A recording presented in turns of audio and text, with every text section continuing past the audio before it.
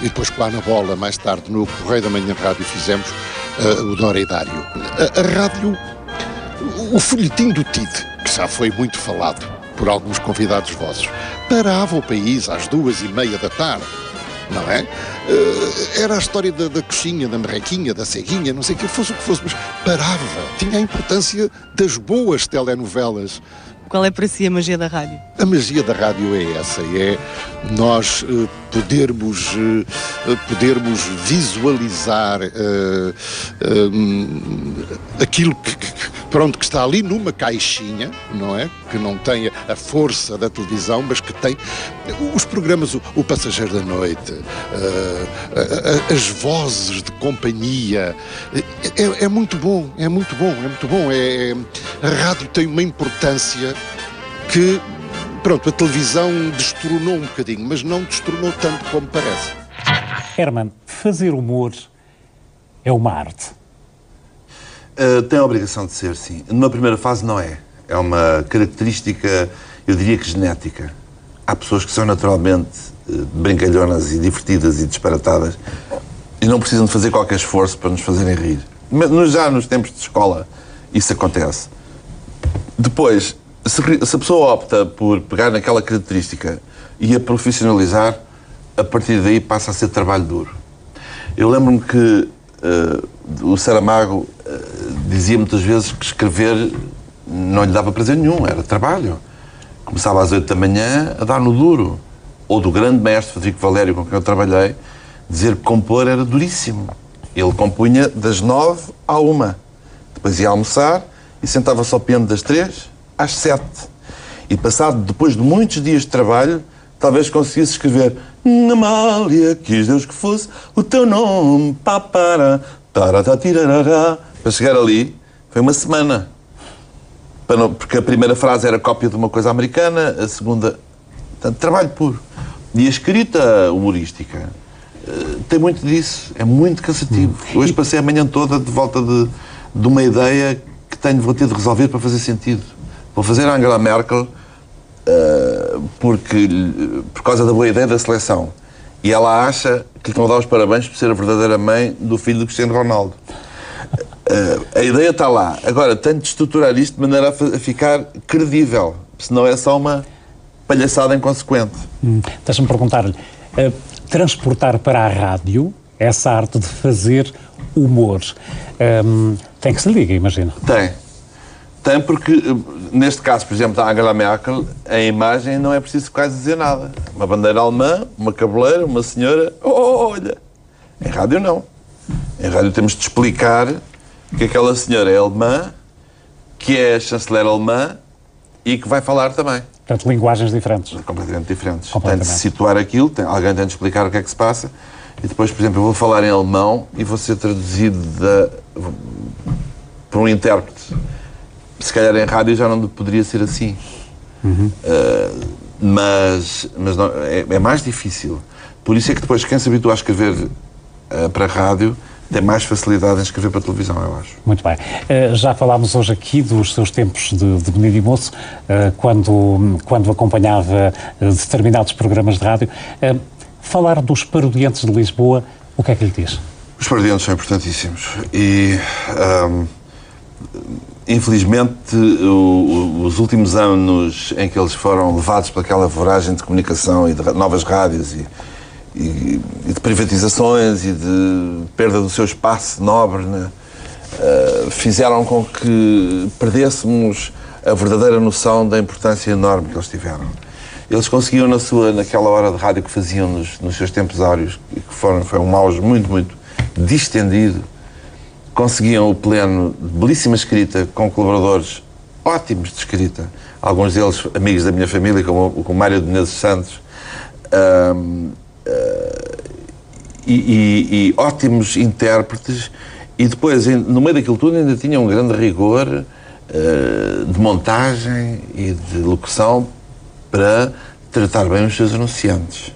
Eu nasci e ouvi falar nos barretos de Salvaterra de Magos e na Cabana dos Parodiantes de Lisboa e nos produtos todos que anunciavam na altura e que eles defendiam com unhas e dentes e que lhes davam a capacidade de pagar bem, porque aquilo era uma empresa ótima, que funcionava ali nos Estados Unidos da América. E durante muito tempo eu acho que imitei um dos irmãos Andrade nas inflexões quando tinha de resolver coisas em rádio. Qual era, o Rui ou o José? O José. O Rui era o Patilhas e Ventoinha. Patilhas e Ventoinha, o Patilhas era o Rui Andrade. O Rui Andrade. Se a memória me não Pois, que aquele era o mais formal, não é? O Rui era o mais formal. Depois havia outros, que era mais nacheirão, e que falava, tinha acima, e muitas vezes dava por mim a imitar as inflexões. E uma coisa que fazíamos muito em rádio, que era desplanificar. Aqui não se pode, porque o microfone está-nos ao peito, isto é só fantasia, mas se a gente estiver em rádio, é muito engraçado, porque este é o plano certo. Se a gente começar a falar para longe, ficamos em segundo plano. Podemos fingir que estamos a chegar não sei de onde. Olha quem ele é, e depois chegamos perto. E se alguém estiver a fazer os passos, chegamos perto. Olá, então. E abre-se uma coisa e faz-se uns barulhos e consegue-se criar o imaginário. E os Perdentes tinham isso tudo. Tinham uma dose de efeitos especiais magnífica. E de músicas feitas de propósito e tudo. É verdade. Quando falo em 1945, vem de imediato ao pensamento saudade. Mas se eu disser que a Voz dos Ridículos, que estreou precisamente em 1945, ainda está no ar e com o sotaque do Norte, não se pode falar em saudade, mas sim em presente. E para isso, João Manuel. João, a Voz dos Ridículos começou exatamente consigo, nos microfones, mas não era nos microfones, era num jornal. No jornal Os Ridículos. E começámos a fazer o programa depois, paródia, a um programa de variedades que havia no posto emissor, que era o Portuense Rádio Clube, que foi mandado fechar. E passámos então para a Ideal Rádio, onde estivemos 35 ou 36 anos. Depois da Ideal Rádio veio o 25 de Abril e juntaram-se os postos emissores do Porto nos emissores do Norte reunidos. E depois, como aquilo era muito caro, resolvemos vir aqui bater à porta da Rádio Festival há 10 anos e tal, que nos abriu os microfones e continuamos aqui com piadas e com cantigas a lutar contra as tristes verdades da vida. Porque esta vida não pode ser só levada a sério, tem que ser levada com humor e com essas piadas. A Voz dos Ridículos é exatamente isso. É uma rubrica que passa na Rádio Festival ainda hoje, com muitas piadas para nos divertir. É aos domingos. Aos domingos, da 1 às 2. A história da rádio também se baseia um bocadinho nesse passado. Como é que se sobrevive durante tantos anos? Como é que desde 1945 ainda há esta rubrica, A Voz dos Ridículos? Bem, é o tal humor que a gente sente cá dentro. O ser humorista é ver flores nos canteiros, é ver o sol a brilhar, sem nuvens nem aguaceiros. É isso. Mas a rádio já passou por diversas fases. Já houve alturas em que vos apeteceu desistir, em que acharam que não iriam ter trabalho? Sim, sim. Não, o desistir nunca é a palavra que eu usasse. Nunca, nem derrota, nem desistir. Sempre para a frente, caminhar em frente e pela rádio, naturalmente. Há uma paixão pela rádio, portanto. Muito, muito grande. E gosto imenso. O microfone para mim é uma flor bela, com um perfume, que vai vivendo e vamos aguentando nestes anos todos. E eu com os 89 tenho amigos verdadeiros. Não sei se tenho adversários. Amigos tenho, sei que tenho. E o Porto sofreu muito, a Voz dos Ridículos, quando foi do tempo da censura, como deve calcular. Mas nós dávamos a volta ao texto e arranjávamos sempre, por exemplo, uma das grandes piadas que o programa apresentou foi com o maior imitador que nós tivemos, que é o Mena Matos, que já faleceu, que dizia o sol na praia, ao Zé Povo, o sol a dar, e eles levaram aquilo para o nome do presidente. De maneira que fui chamado à PIT, estive lá desde as 7 até às 2 da manhã, mas depois vim-me embora com paz e sossego.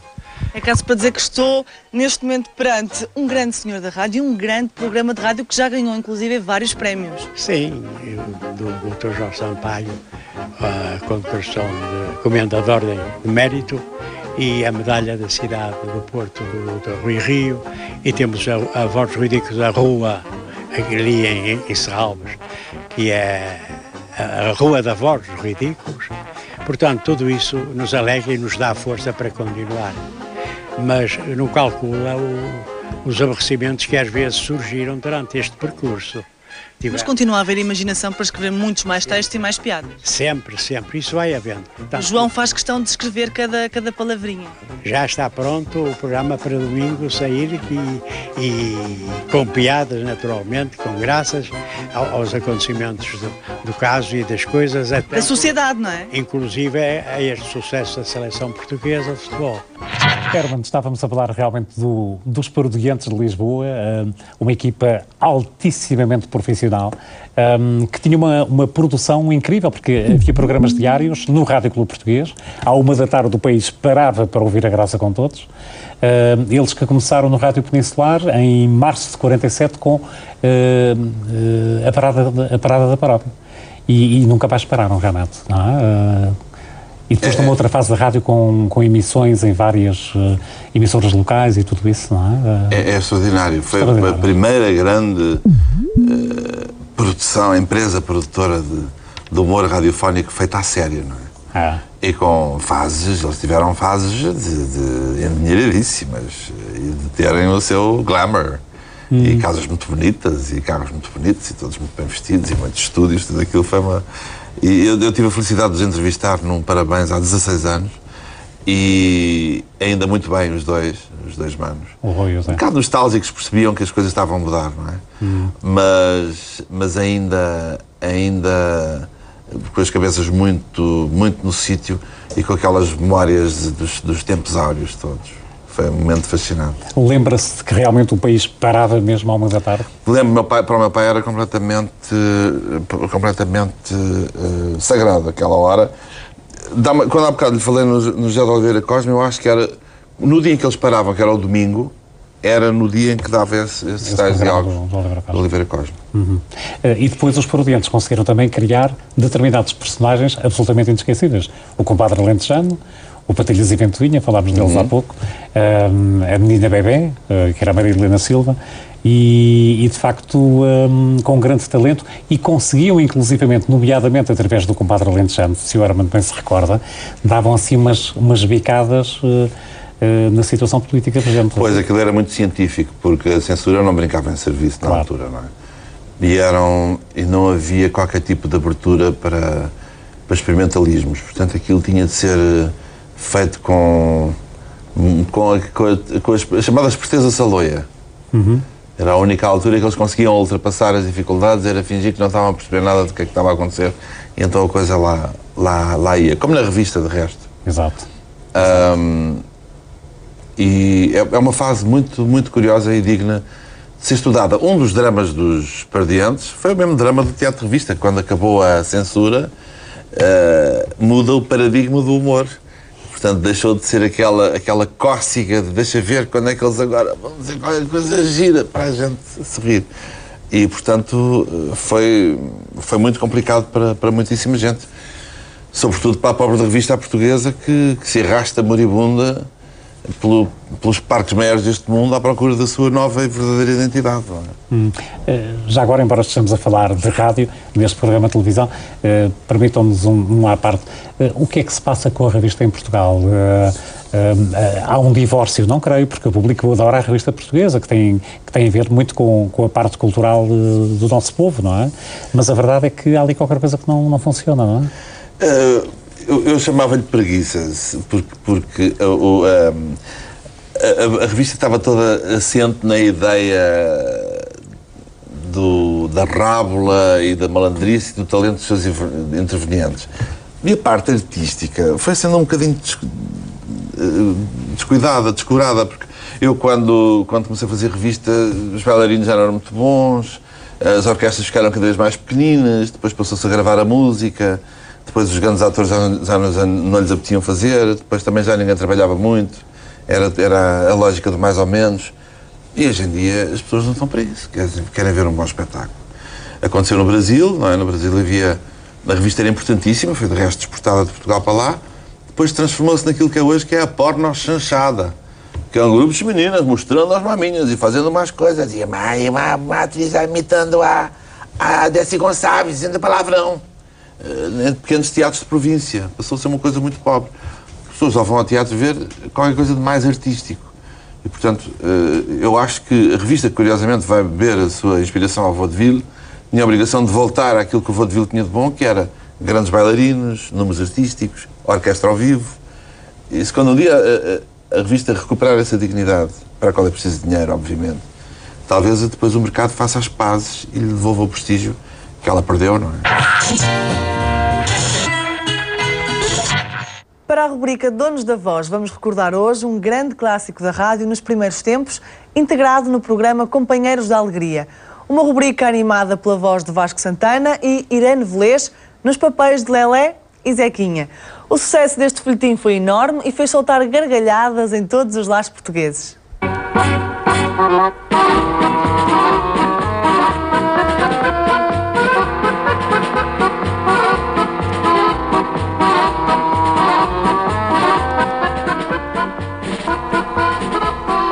A Lelé e Zequinha é outro fenómeno extraordinário de popularidade que se deve a dois grandes humoristas, o Nelson de Barros e o Aníbal Nazaré, mas também a dois grandes intérpretes, o Vasco Santana e a Irene Velez. E ambos conquistaram na totalidade este povo português que parava tudo para ouvir a Lelé e o Zequinha. Essas aventuras extraordinárias da Lelé e do Zequinha. Pois também aí a censura realmente se fez sentir, pois quando os autores resolveram casar a Lelé e o Zequinha, casaram-na por civil e cometeram esse erro extraordinário. A censura exigia que essas figuras tão populares, essas figuras tão portuguesas, fossem casadas pela Igreja Católica. Os autores recusaram-se e então o programa deixou de estar na emissora nacional e passou a ser feito ao vivo nas sessões de comboio das 6h30, a que eu estava também ligado. Aqui tem as imprescindíveis vitaminas VS, Vasco Santana, as vitaminas da alegria.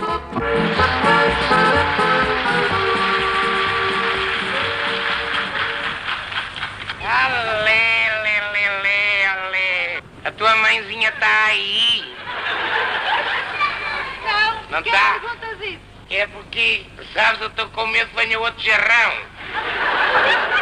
Não, Zequinha, sabes muito bem que a mamãe é severa. A tua mãe é que é severa. Eu a julgar que era a dona Amália Rodrigues.